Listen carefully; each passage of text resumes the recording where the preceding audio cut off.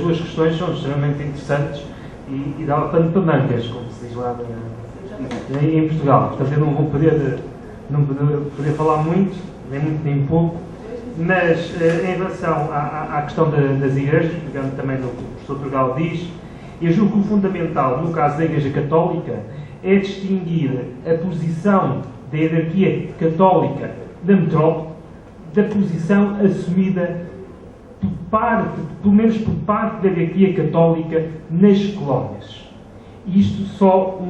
Isto mesmo antes da guerra colonial.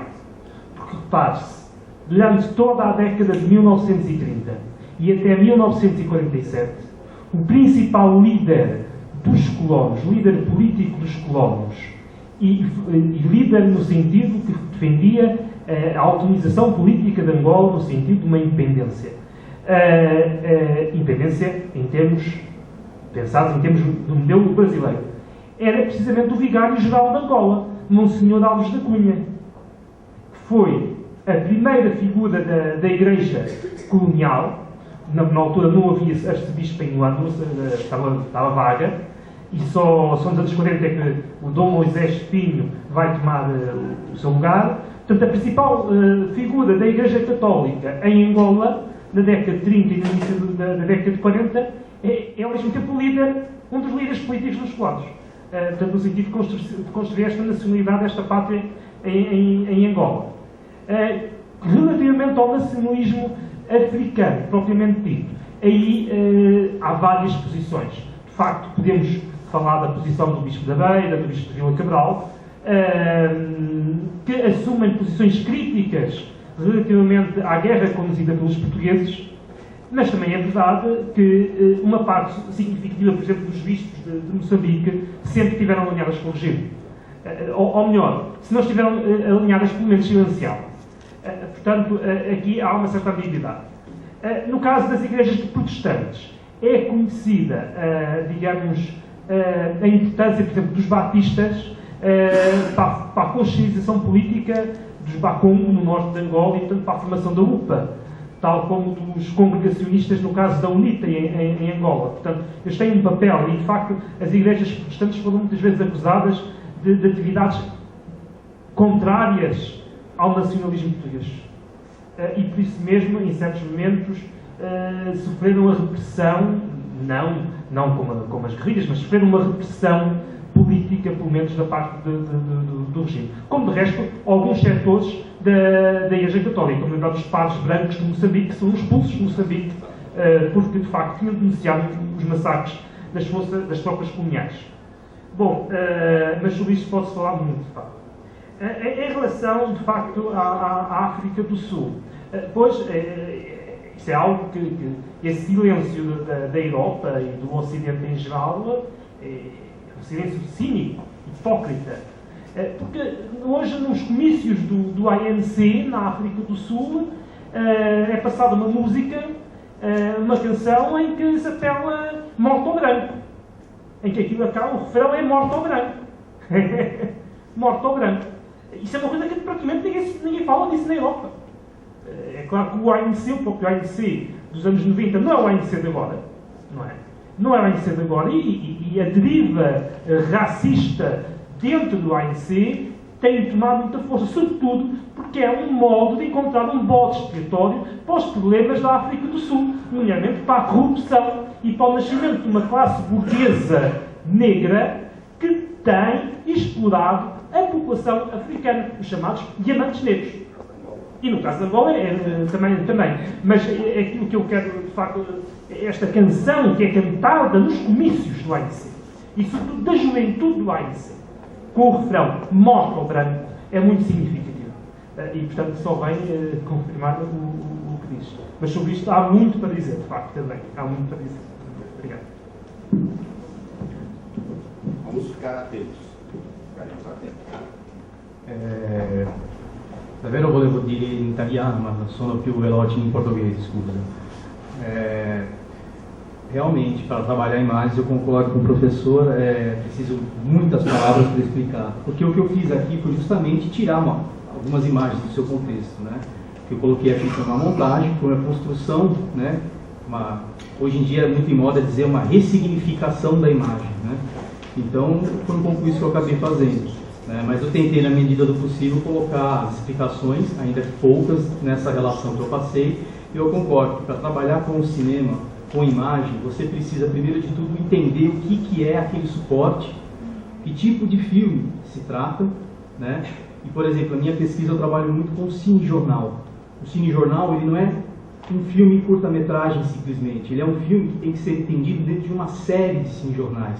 Ele tem a sua série, ele é seriado, ele tem uma questão, um formato específico em notícias, então você tem que considerar todos esses fatores. A montagem, como as notícias são montadas, que tipo de imagens são mostradas, e o que o professor falou, repito, eu achei interessante, o que não é mostrado, né, em imagens que retratam determinadas questões. Que não há em imagens. Exato.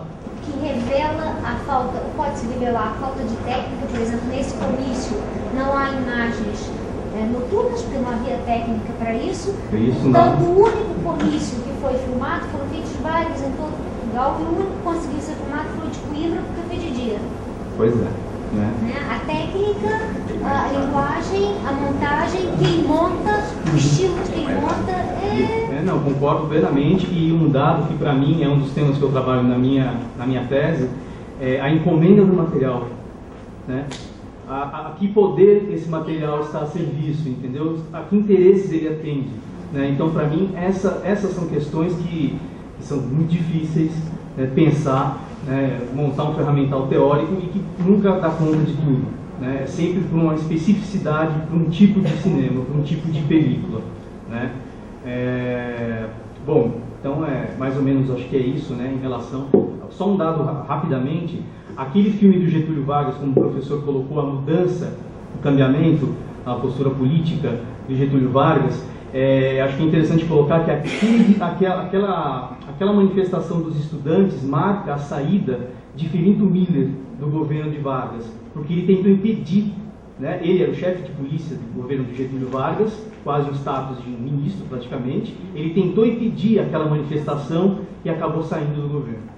Tá? Então isso é um dado, ou seja, não dá para contar todos esses contextos, né, porque senão demora muito. E uma outra coisa, respondendo a sua questão, a sua reflexão, enfim, né, acho que alguns elementos do separatismo, de um discurso de uma nação, de uma unidade que exclui, né, acho que alguma coisa esteve presente, né, nessas imagens. E é uma questão também que me preocupa na minha tese, né? Eu acho que não dá para, talvez a gente pode conversar depois, mas enfim, é de fato uma questão quando se analisa um discurso político, e no caso, repito, o cinejornal, e no cinejornal que eu analiso, ele atende determinados interesses políticos, então essa também é uma questão que está muito presente. Tá? Acho que é isso. Então, muito obrigada ao Rodrigo, Pimenta, professor Torgal, Mateu. Eu pediria apenas, agora nós vamos fazer uma breve sessão aqui de encerramento. Eu convido o professor de Bernardi que sentar aqui ao meu lado como representante da Universidade de Bolonha, e o Torgal fica aqui como representante da Universidade de Coimbra. Pediria então ao Alberto da Universidade de Vigo, que vai oferecer a sede da sua universidade para o próximo colóquio. Apenas para fazermos então um fechamento aqui simbólico, que ao mesmo tempo é uma abertura, não é, para o próximo colóquio, e que dá então continuidade aos estudos e também uma força, não é, acadêmica e intelectual muito importante. Antes vamos dizer assim, desse ato de encerramento aqui oficial com os meus colegas, eu quero agradecer ao professor de Bernardi, que cuidou da parte científica, da indicação dos nomes, junto ao seu grupo italiano, que dessa vez ampliou-se para a Universidade de Milano e Roma, além de Bolonha. Meus agradecimentos ao colega Torgal, né, que cuida muito bem do seu grupo de Portugal, e também a cada vez há uma, vamos dizer assim, uma substituição, uma renovação, isso é muito importante, não é? Que venham novos ares e novas ideias. agradeço ao meu colega Alberto, né, pela boa vontade em nos receber agora no próximo colóquio, garantindo assim a continuidade a partir do grupo 620. Eu quero apenas ressaltar que a comissão científica, então, geralmente é formada pelos, vamos dizer aqui, pelos coronéis, né, mantendo um pouquinho a tradição, e que indicam, então, vamos dizer, os seus representantes para compor o que eu chamo, então, da comitiva italiana, comitiva portuguesa, comitiva brasileira, e a partir daí nós temos os resultados publicados em livros, gravados, e daí toda a tecnologia a serviço, não é, dos nossos conhecimentos. Então, um agradecimento especial à organização científica. Quero também agradecer aos colegas de pós-graduação, foi muito importante aqui a participação de orientandos nossos de pós-graduação. Nós formamos uma comissão de trabalho, inclusive orientados até a pedido da própria comissão, da pró-reitoria de pós-graduação.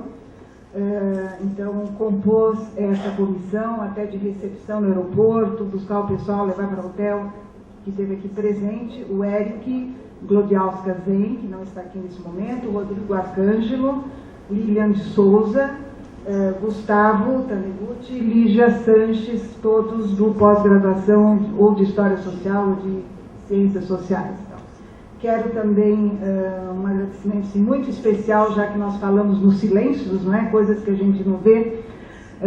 A organização desse evento, se aconteceu bem, né? A gente deve também aos bastidores. Então eu pedi que toda a comitiva dos bastidores entrasse, porque eu quero aqui prestar uma homenagem muito especial para esses jovens que ou na sede do Leer ou aqui fora cuidaram dos livros, cuidaram para que os certificados chegassem à mesa no tempo certo, para que o ônibus saísse no tempo certo. Quer dizer, tudo isso eu devo a vocês, agradeço muitíssimo. São bolsistas, graduandos, graduados de dois grandes projetos do Leer, o ArcShoah e o projeto Migrações, coordenado pelo professor Cedirano.